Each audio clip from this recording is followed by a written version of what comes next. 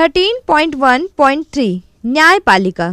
न्यायपालिका का प्रमुख कार्य नागरिकों के अधिकारों की रक्षा करना, यह देखना कि विधायिका द्वारा कोई कानून संविधान के विरुद्ध तो नहीं बनाया गया है और कार्यपालिका द्वारा किए जाने वाले कार्य की कानूनी वैधता की जांच करना भी है।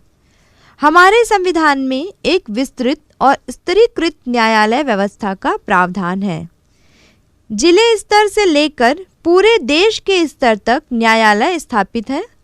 हर राज्य में एक उच्च न्यायालय होता है। देश में सर्वोच्च न्यायालय है जो भारतीय न्याय व्यवस्था का शिखर है। हर समाज में व्यक्तियों के बीच, समूहों के बीच और व्यक्ति तथा सरकार के बीच विवाद उठते हैं। इन सभी विवादों को कानून के शासन के सिद्धांत के आधार पर एक स्वतंत्र संस्था द्वारा हल किया जाना जरूरी है।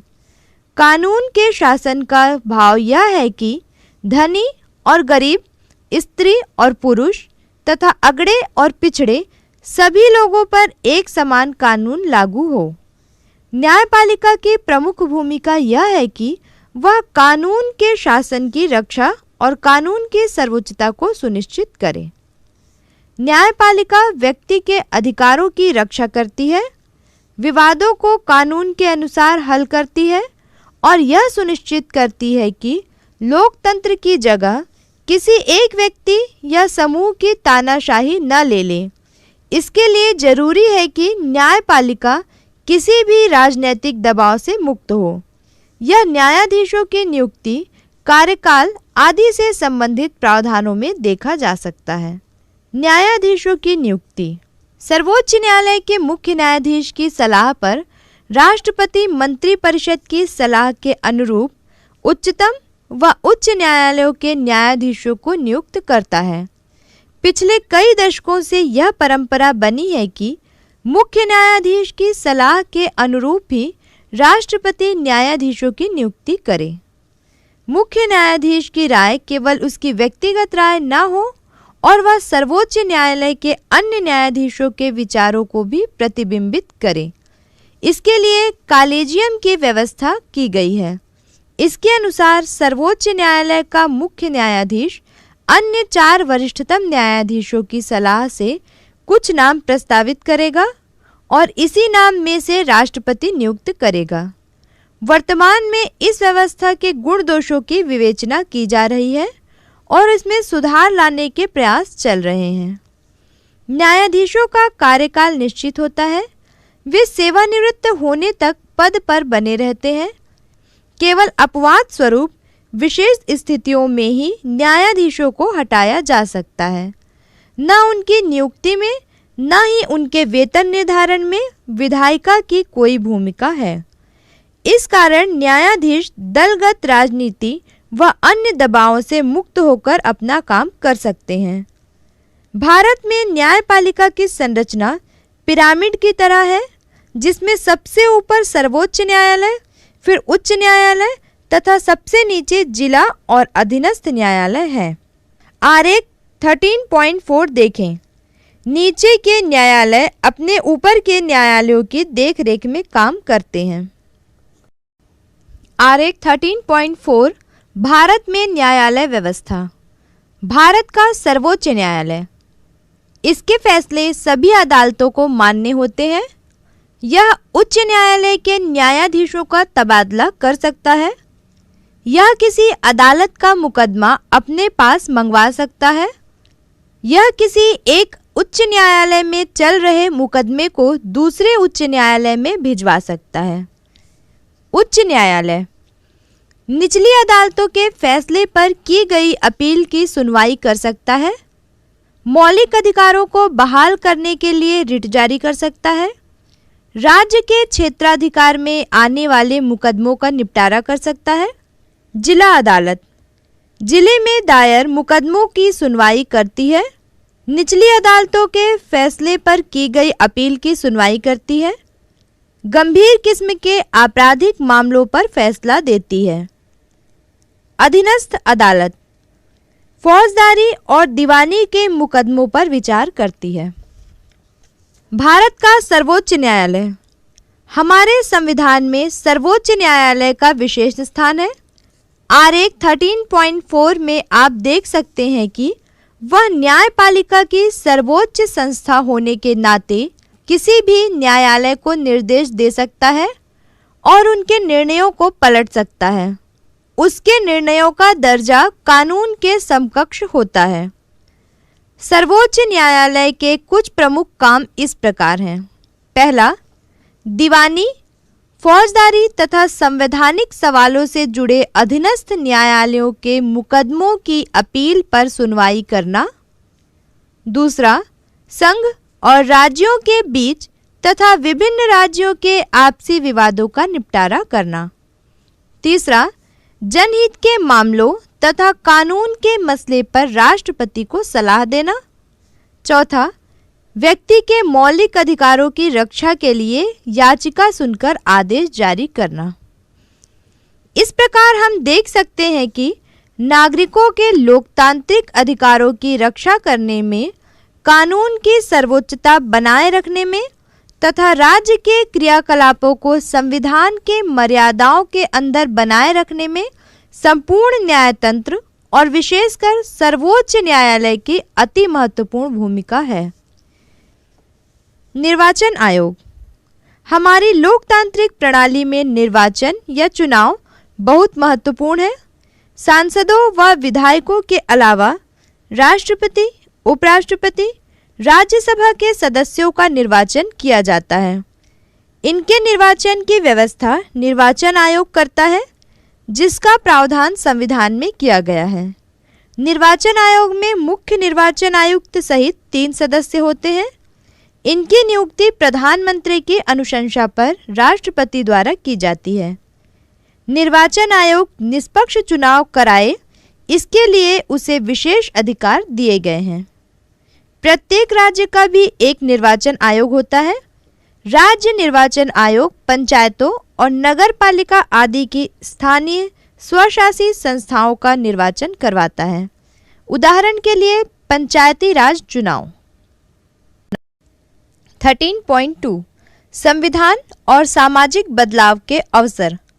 भारतीय संविधान के विशेषज्ञ ग्रानविल ऑस्टिन का कहना है कि भारतीय संविधान में 3 प्रमुख तत्व हैं जो आपस में सहजता के साथ गुथे हुए हैं। ये हैं राष्ट्रीय एकता, लोकतंत्र और सामाजिक परिवर्तन। भारत में राष्ट्रीय एकता की कल्पना लोकतंत्र व सामाजिक परिवर्तन के बगैर नहीं की जा सकती है। इसी प्रकार सामाजिक परिवर्तन एकता व लोकतंत्र के बिना नहीं हो सकता है। संविधान को संविधान सभा में प्रस्तुत करते हुए डॉक्टर भीमराव अंबेडकर ने इस संविधान के समक्ष 2 खतरों की ओर इशारा किया। पहला, सामाजिक असमानता और दूसरा, जातिवाद के कारण समाज में भाईचारे का अभाव। भारतीय समाज स्तरीकृत और असमानता के सिद्धांतों पर आधारित है, जहां कुछ लोगों के पास असीम धन है और अधिकांश अत्यंत गरीबी में रहते हैं। 26 जनवरी 1950 को हम विरोधाभासों से भरे जीवन में प्रवेश करने जा रहे हैं। राजनीति के मामले में हमारे यहाँ समानता होगी, पर आर्थिक और सामाजिक जीवन असमानताओं से भरा होगा। हम अपने सामाजिक और आर्थिक जीवन में कब तक समानता को नकारते रहेंगे? अगर यह नकारना ज़्यादा लंबे समय तक चला तो हम अपने राजनीतिक लोकतंत्र को ही संकट में डालेंगे। हमें इस विरोधाभास को जल्द से जल्द समाप्त करना होगा, वरना जो लोग इस असमानता से त्रस्त हैं, वे इस राजनीतिक लोकतंत्र का ढांचा, जिसे इस सभा ने इतनी मेहनत से बनाया है, को ध्वस्त कर देंगे। भारत अभी एक राष्ट्र नहीं है। जो लोग हजारों जातियों में बटे हैं, वे एक राष्ट्र कैसे हो सकते हैं? जातियां राष्ट्र विरोधी हैं, क्योंकि वे विभिन्न जातियों के बीच आपसी ईर्ष्या और द्वेष पैदा करती हैं। अगर हमें वास्तव में एक राष्ट्र बनाना है तो इस समस्या से निपटना होगा। संविधान सभा कार्य विवरण 24 नवंबर 1949। डॉक्टर अंबेडकर का कहना था कि जब तक हम समाज में स्वतंत्रता, समानता और भाईचारे को स्थापित नहीं करेंगे, तब तक राजनीतिक लोकतंत्र अस्थिर बना रहेगा। हमारे संविधान निर्माता इस बात से सहमत थे कि संवैधानिक तरीके से समाज में मूलभूत परिवर्तन लाना है और संविधान ऐसा बने जो इस बदलाव को संभव बनाए और उसकी दिशा निर्धारित करे। इस बात को लेकर भी सहमति थी कि अगर इस संविधान का कोई प्रावधान सामाजिक बदलाव के आड़े आता है तो संविधान में उचित प्रक्रिया से संशोधन किया जाए। अमेरिका जैसे देशों के संविधान व्यक्तिगत स्वतंत्रता और लोकतंत्र को मजबूत करने पर जोर देते हैं। इसके विपरीत सोवियत रूस या चीन जैसे कुछ और देशों के संविधान सामाजिक परिवर्तन लाने के लिए राज्य को मजबूत करने पर जोर देते हैं। भारतीय संविधान निर्माताओं का प्रयास था कि भारत में लोकतंत्र और व्यक्तियों के निजी अधिकारों को सुदृढ़ करते हुए राज्य को सामाजिक परिवर्तन लाने के लिए पर्याप्त रूप से सशक्त बनाएं। संविधान निर्माताओं की कल्पना में भारतीय राज्य केवल कानून व्यवस्था बनाए रखने का काम नहीं करेगा, मगर सदियों से चले आ रहे भेदभाव व असमानताओं को मिटाने तथा 200 वर्ष की औपनिवेशिक शासन से पिछड़ी अर्थव्यवस्था को सुधारने का जिम्मा उठाएगा। इस उद्देश्य को सुनिश्चित करने के लिए संविधान में मौलिक अधिकार की विस्तृत सूची अंकित है और साथ ही उसमें एक अनूठा अध्याय जोड़ा गया है जिसे राज्य के मार्गदर्शक तत्व कहते हैं। संविधान के अनुच्छेद 37 में कहा गया है कि ये तत्व देश के शासन में मूलभूत है और विधि बनाने में इन तत्वों को लागू करना राज्य का कर्तव्य होगा। इन तत्वों में से कुछ प्रमुख तत्व निम्नलिखित हैं। राज्य लोक कल्याण के लिए व्यवस्था बनाएगा, सभी क्षेत्रों में सामाजिक न्याय सुनिश्चित करने तथा अवसरों की असमानता समाप्त करने का प्रयास करेगा, महिलाओं व पुरुषों के बीच समानता लाना, समाज के भौतिक और उत्पादक संसाधनों का न्याय संगत बंटवारा, कारखानों में उचित काम के हालात और वेतन, बच्चों के हितों की रक्षा तथा सबके लिए 14 साल की आयु तक निःशुल्क शिक्षा की व्यवस्था, अनुसूचित जाति जनजाति व अन्य दुर्बल वर्गों के शैक्षणिक और आर्थिक हितों की अभिवृद्धि आदि। अध्याय 13 संविधान, शासन व्यवस्था और सामाजिक सरोकार। भारतीय संविधान के निर्माण की प्रक्रिया और संविधान निर्माण के ऐतिहासिक संदर्भ के बारे में पढ़ा, साथ ही संविधान सभा में हुए वाद विवाद और भारतीय संविधान की उद्देशिका में दिए गए मूल्य व आदर्शों को समझने की कोशिश की।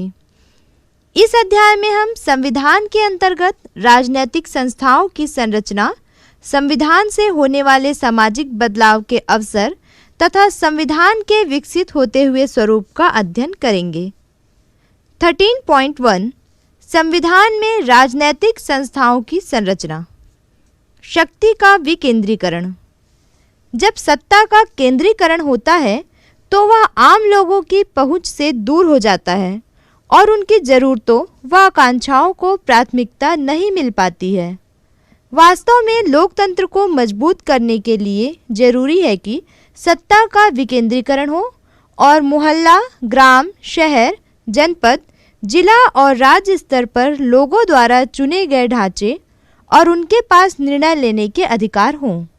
गांधी जी के स्वराज की कल्पना में अधिकतम अधिकार ग्राम पंचायतों को दिया जाना था। स्वतंत्र भारत का संविधान बनाते समय यह विवाद का मुद्दा बना रहा कि क्या भारत में प्रांतों के पास सारी प्रमुख शक्तियां हों और केंद्र के पास केवल रक्षा, विदेश नीति जैसे विषय हों। यह निर्णय लिया गया कि देश की एकता को सुदृढ़ करने के लिए तथा उसमें सामाजिक बदलाव लाने के लिए भारत में एक शक्तिशाली केंद्रीय शासन की जरूरत है। साथ ही साथ यह भी तय किया गया कि प्रांतों के स्तर पर भी कई विषयों पर निर्णय लेने के अधिकार हों।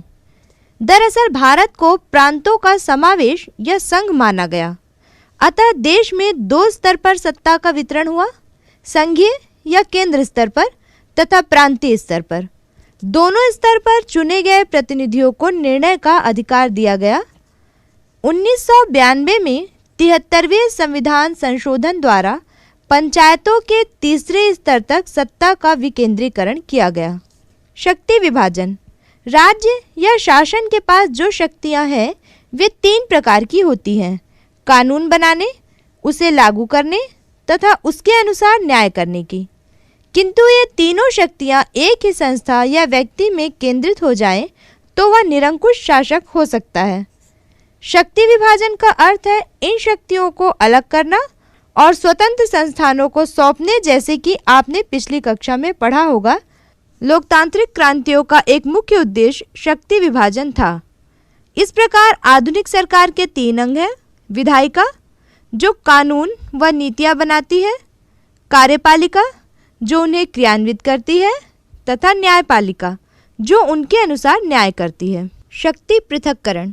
शक्ति विभाजन सिद्धांत के अनुसार कार्यपालिका, विधायिका तथा न्यायपालिका में से प्रत्येक अपने कार्यक्षेत्र में स्वतंत्र है तथा उसे किसी अन्य पर नियंत्रण की शक्ति प्राप्त नहीं होती। लेकिन वास्तव में यह संभव नहीं होता क्योंकि तीनों के काम एक दूसरे पर निर्भर हैं और उन्हें मिलकर चलना होता है। भारत में सीमित शक्ति पृथक्करण सिद्धांत को अपनाया गया है। यहाँ संसदीय लोकतंत्र है जहाँ न्यायपालिका की स्वतंत्रता तो पूर्ण है, पर विधायिका और कार्यपालिका एक दूसरे पर निर्भर है। इस प्रणाली में कार्यपालिका मंत्रिपरिषद, विधायिका संसद का ही अंग होती है। मंत्रिपरिषद के सदस्य संसद के भी सदस्य होते हैं और उसके प्रति जवाबदेह हैं। दूसरी ओर कार्यपालिका, जिसका अध्यक्ष राष्ट्रपति होता है, संसद के सत्रों को बुलाती है और अन्य तरीकों से भी विधायिका के कार्यक्षेत्र में हस्तक्षेप कर सकती है। यानी कार्यपालिका और विधायिका दोनों एक दूसरे के साथ गुथे हुए हैं। 13.1.1 संघीय विधायिका संसद। हमारी संघीय विधायिका को संसद नाम दिया गया है, जो राष्ट्रपति और 2 सदनों लोकसभा और राज्यसभा से मिलकर बनती है। भारतीय संविधान की विशेषता यह है कि कार्यपालिका यानी मंत्रिमंडल संसद का ही हिस्सा है और संसद के प्रति जवाबदेह उत्तरदायी है। संसद देश की राजनीतिक व्यवस्था की नींव है, जिसमें जनता की संप्रभुता का समावेश एवं सार है।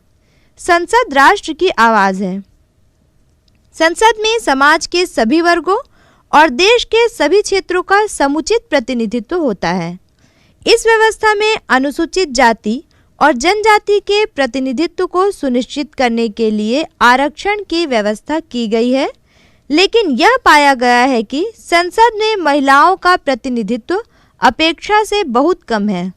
इस कारण कई वर्षों से एक संविधान संशोधन विचाराधीन है, जिसके अनुसार संसद में महिलाओं को कम से कम 33% आरक्षण मिले। सांसद सीधे या अप्रत्यक्ष तौर पर जनता द्वारा चुने जाते हैं और जनप्रतिनिधि जनता से संबंधित समस्याओं और शिकायतों को संसद में व्यक्त करते हैं। संसद में नीतिगत मुद्दों तथा कानून से संबंधित प्रस्तावों और मंत्रिमंडल के प्रस्तावों को विचार विमर्श करके पारित किया जाता है। कार्यपालिका मंत्रिमंडल के कार्यकलापों पर बहस होती है और उसकी जवाबदेही को सुनिश्चित किया जाता है। इस प्रकार सरकार की निरंकुशता पर नियंत्रण रखने में संसद महत्वपूर्ण भूमिका निभाती है। सामाजिक बदलाव के लिए संविधान में संशोधन। संविधान बनाते समय यह स्पष्ट किया गया कि नागरिकों के मौलिक अधिकार असीम नहीं होंगे और राष्ट्र की व्यापक जरूरतों को ध्यान में रखते हुए राज्य मौलिक अधिकारों को नियंत्रित कर सकता है। लेकिन संविधान के बनते ही समाज के वे लोग जो सामाजिक बदलाव के विरुद्ध थे, उन्होंने न्यायालयों की शरण ली। कुछ लोगों को अनुसूचित जातियों के लिए किए गए विशेष कानूनों से तो अन्य को जमींदारी प्रथा उन्मूलन से परेशानी थी। इस परिस्थिति को देखते हुए संविधान में पहला संशोधन 1951 में ही बहुत तीखे विवादों के बीच किया गया।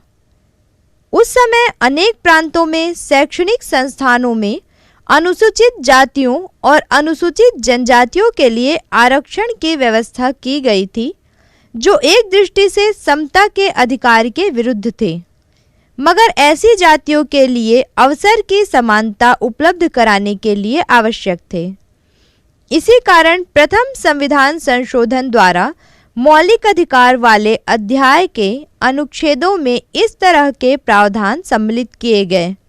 इस अनुच्छेद की कोई बात राज्य को सामाजिक और शैक्षिक दृष्टि से पिछड़े हुए नागरिकों के किन्हीं वर्गों की उन्नति के लिए या अनुसूचित जातियों और अनुसूचित जनजातियों के लिए कोई विशेष उपबंध करने से निवारित नहीं करेगी। 1947 से ही देश की सरकारों ने जमींदारी और बेगारी प्रथा उन्मूलन के लिए कानून बनाए और जमींदारों की जमीन को भूमिहीनों में बांटने की प्रक्रिया प्रारंभ कर दी। किसान इसके लिए जबरदस्त दबाव डाल रहे थे और भारत के कई भागों में उनका सशस्त्र विद्रोह शुरू हो रहा था। अतः भूमि सुधार को और नहीं टाला जा सकता था, लेकिन बड़े भूस्वामी न्यायालयों में जाकर इन कानूनों पर रोक लगाने में सफल हुए। अतः प्रथम संशोधन के द्वारा यह प्रावधान रखा गया कि जिन कानूनों को राष्ट्रपति द्वारा संविधान की 9वीं अनुसूची में रखा जाएगा, उन्हें किसी न्यायालय द्वारा खारिज नहीं किया जा सकेगा। उस समय के अधिकांश भूमि सुधार कानूनों को इसी अनुसूची में शामिल किया गया और न्यायालयों ने इन्हें स्वीकार किया। जमींदारी प्रथा तो समाप्त की गई, मगर बड़े भूस्वामियों से जमीन लेकर भूमिहीन कृषकों व मजदूरों को वितरित करने में लगातार कानूनी व प्रशासनिक अड़चनें बनी रहीं, जिसके चलते संविधान में कई और संशोधन किए गए। भूस्वामियों का दावा था कि संविधान के बुनियादी अधिकारों में संपत्ति का अधिकार स्पष्ट रूप से सम्मिलित है, अतः किसी की संपत्ति को छीनना व्यक्ति के मौलिक अधिकारों का हनन है। इन दावों को देखते हुए 1976 में एक महत्वपूर्ण संशोधन 44वें संविधान संशोधन के माध्यम से मौलिक अधिकारों की सूची से संपत्ति के अधिकार को हटा दिया गया। शिक्षा का अधिकार। जैसा कि हमने पहले देखा था, संविधान के नीति निर्देशक तत्वों में 14 वर्ष की आयु तक सभी बच्चों को निःशुल्क और अनिवार्य शिक्षा उपलब्ध कराना शामिल था, लेकिन स्वतंत्रता के 70 साल होने पर भी हम सभी बच्चों को निःशुल्क तथा गुणवत्तापूर्ण शिक्षा उपलब्ध नहीं करा पाए। 1993 में एक महत्वपूर्ण फैसले के द्वारा सर्वोच्च न्यायालय ने 14 वर्ष तक की आयु तक निःशुल्क और अनिवार्य शिक्षा को एक मौलिक अधिकार माना। न्यायालय का कहना था कि जीने का मौलिक अधिकार सार्थक तभी होगा जब लोगों को उचित शिक्षा मिले। इस फैसले को देखते हुए संसद ने 2002 में 86वें संविधान संशोधन के माध्यम से 6 से 14 वर्ष तक की आयु तक के सभी बच्चों को निःशुल्क और अनिवार्य शिक्षा को मौलिक अधिकारों की सूची में शामिल किया। अब देश के प्रत्येक बच्चे को 6 से 14 वर्ष के बीच स्कूल में नियमित रूप से शिक्षित करना राज्य का दायित्व बन गया। इन उदाहरणों से स्पष्ट होगा कि किस तरह हमारे संविधान में समाज में सकारात्मक बदलाव लाने के लिए प्रावधान किया गया है। 13.3 संविधान का विकसित होता हुआ स्वरूप। भारत का संविधान लगातार नया स्वरूप ले रहा है। इससे जुड़े कुछ उदाहरण हमने अब तक देखे, जैसे शिक्षा के अधिकार को मौलिक अधिकार का दर्जा मिला, संपत्ति के अधिकार को मौलिक अधिकारों से हटाकर कानूनी अधिकार बना दिया गया, संविधान में बदलाव को संविधान संशोधन कहते हैं। संविधान में संशोधन संसद के द्वारा किए जाते हैं। संविधान के विकसित होते हुए स्वरूप को हम निम्नांकित उदाहरणों के माध्यम से और स्पष्ट रूप से समझ सकते हैं। 1976 में संविधान में कई बदलाव किए गए। प्रस्तावना में समाजवादी और पंथ निरपेक्ष शब्द जोड़े गए। समाजवादी शब्द को जोड़कर यह स्पष्ट किया गया कि सरकार भारत के लोगों की समानता के लिए प्रयास करती रहेगी। पंथ निरपेक्षता शब्द को जोड़कर स्पष्ट कर दिया गया कि राज्य धर्म के आधार पर किसी प्रकार का भेदभाव न करते हुए प्रत्येक व्यक्ति के साथ एक नागरिक के रूप में व्यवहार करेगा। हालांकि पहले भी शासन में इन मूल्यों को शामिल किया गया था। 1976 के संशोधन में इसे संविधान में स्थान दे दिया गया। इसी प्रकार संविधान में राज्य द्वारा निःशुल्क कानूनी सहायता की व्यवस्था भी की गई। समाज के आर्थिक रूप से कमजोर वर्ग जो न्यायालय तक नहीं जा पाते थे, वे आज इसी बदलाव के कारण न्याय के हकदार हो गए हैं, क्योंकि उन्हें निःशुल्क कानूनी सहायता उपलब्ध करवाने की जिम्मेदारी अब सरकार ने ले ली है। इसी प्रकार मजदूरों को शोषण मुक्त करने और सामाजिक न्याय प्रदान करने के लिए कारखानों के प्रबंधन में मजदूरों की भागीदारी सुनिश्चित करने की दिशा में एक क्रांतिकारी कदम रहा है। इसी प्रकार 1992 में संविधान में एक और बदलाव किया गया। अब तक संविधान में शक्तियों का वितरण केंद्र और राज्यों के स्तरों पर था। 73वें व 74वें संशोधन द्वारा शक्तियों के वितरण के तीसरे स्तर की व्यवस्था की गई। ग्रामीण स्थानीय शासन के लिए पंचायती राज व्यवस्था और शहरी स्थानीय शासन के लिए शहरी निकायों की व्यवस्था की गई। इनके बारे में हम विस्तार से पिछली कक्षाओं में पढ़कर आए हैं। इस परिवर्तन के परिणाम स्वरूप अब प्रत्येक गांव और शहर में लोगों की भागीदारी शासन में बढ़ गई है। समाज के विभिन्न वर्गों, अनुसूचित जाति, अनुसूचित जनजाति और महिलाओं को इन संस्थानों में आरक्षण के माध्यम से आगे आने का अवसर भी इसी बदलाव से बढ़ा है। अतः यह कहा जा सकता है कि भारत के संविधान का स्वरूप विकसित हो रहा है। किसी भी समाज की दशा और दिशा का निर्धारक उसका संविधान होता है। विशेष रूप से लोकतांत्रिक समाजों में संविधान की भूमिका और भी महत्वपूर्ण हो जाती है। जैसा कि हमने पढ़ा कि संविधान के बनने के बाद से आज तक संविधान में कई बदलाव हुए। हमने पिछले अध्याय में प्रस्तावना में पढ़ा था कि हमारे संविधान ने किस प्रकार समाज की रचना का उद्देश्य रखा है। संविधान में हुए बदलाव इन्हीं उद्देश्यों की तरफ बढ़ने के लिए किए गए हैं। साथ ही समाज की बदलती ज़रूरतों के लिए भी संविधान में बदलाव की ज़रूरत पड़ती है। जैसे 1989 में मताधिकार की आयु 21 वर्ष से घटाकर 18 वर्ष की गई, लेकिन न्यायपूर्ण समतायुक्त समाज की रचना के लिए सभी नागरिकों को एक सक्रिय नागरिक के रूप में अपना योगदान देना होगा। न्यायपालिका किसी भी देश की लोकतंत्री शासन व्यवस्था या उस देश की संसदीय व्यवस्था के सफल संचालन में न्यायपालिका की महत्वपूर्ण भूमिका होती है।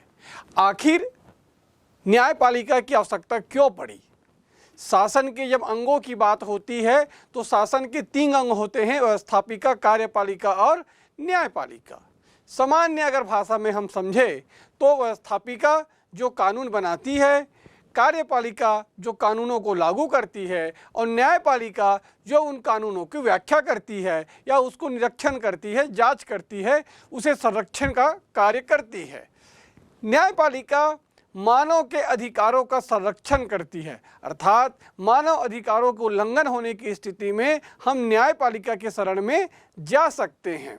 इसी प्रकार से व्यवस्थापिका जो भी कानून बनाती है, व्यवस्थापिका अर्थात संसद जो भी कानून बनाती है उसका न्यायालय द्वारा उल्लेख किया जाता है। न्यायालय उस पर नियंत्रण करती है, जांच करती है कि संसद ने जो कानून बनाया है वो सही है कि नहीं है। एक प्रकार से हम कह सकते हैं कि शक्ति का विकेंद्रीकरण है ये, कि अगर संसद कोई कानून बनाया है तो उस कानून को न्यायपालिका परख सकती है और न्यायपालिका कोई निर्णय दिया है तो उसे संसद भी परख सकता है।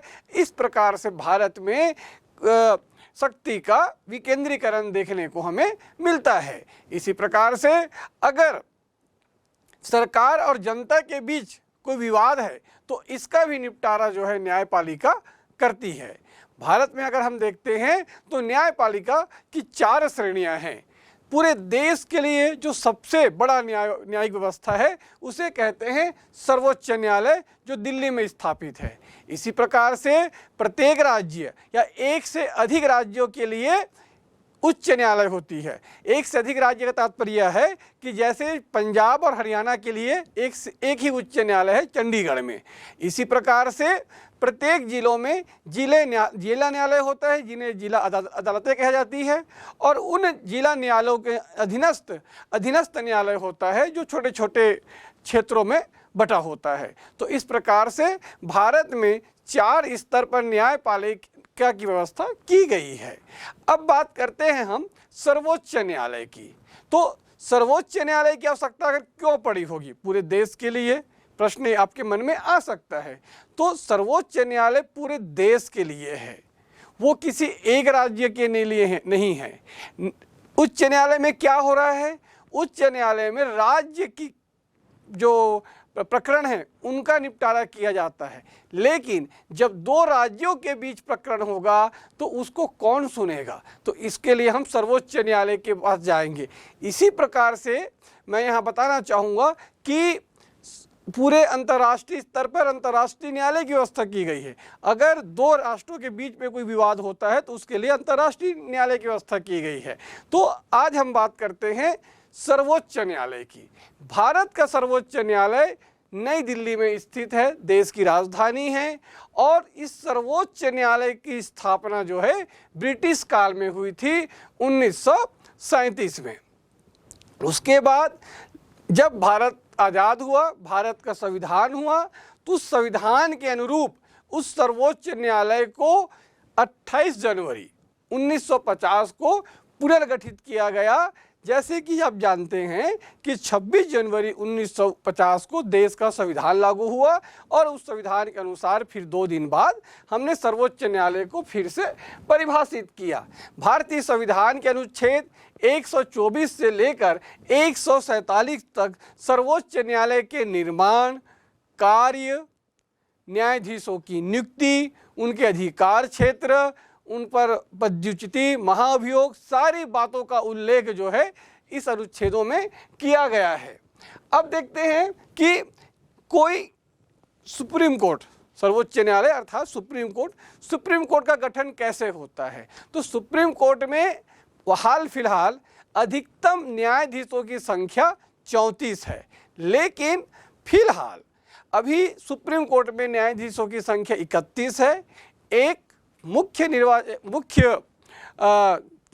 न्यायाधीश और 30 अन्य न्यायाधीश उनके सहयोग के लिए कार्य करती है। इस तरीके से 31 न्यायाधीशों के साथ सर्वोच्च न्यायालय जो है कार्य कर रही है। इसके बाद इनकी नियुक्ति तो राष्ट्रपति करता है, लेकिन इनकी नियुक्ति की अपनी एक प्रक्रिया है। इसके लिए एक कॉलेजियम सिस्टम बना हुआ है। इस कॉलेजियम सिस्टम में मुख्य न्यायाधीश और 4 अन्य न्यायाधीशों की एक समिति होती है, जो न्यायाधीश जो लोग बनते हैं उनको वो परखते हैं कि वो न्यायाधीश बनने के योग्य है कि नहीं है। कॉलेजियम सिस्टम के माध्यम से सर्वोच्च न्यायालय के मुख्य न्यायाधीश और उच्च न्यायालय के न्यायाधीशों की नियुक्ति की प्रक्रिया पूर्ण की जाती है, लेकिन जिला न्यायालय के न्यायाधीशों की नियुक्ति जो है राज्य प्रशासनिक सेवा के आधार पर किया जाता है, तो उसकी प्रक्रिया अलग है। तो इस प्रकार से कॉलेजियम सिस्टम के माध्यम से जब न्यायाधीशों की चयन होता है, उस चयन को सरकार के पास भेजा जाता है। सरकार की सिफारिशों के बाद राष्ट्रपति जो है न्यायाधीशों की नियुक्ति करता है। जो देश के मुख्य न्यायाधीश होते हैं, हाल फिलहाल में हमारे यहाँ DY चंद्रचूड़ देश के सर्वोच्च न्यायालय के मुख्य न्यायाधीश है। इसको राष्ट्रपति शपथ दिलाता है और मुख्य न्यायाधीश जो है अन्य न्यायाधीशों को शपथ दिलवाता है।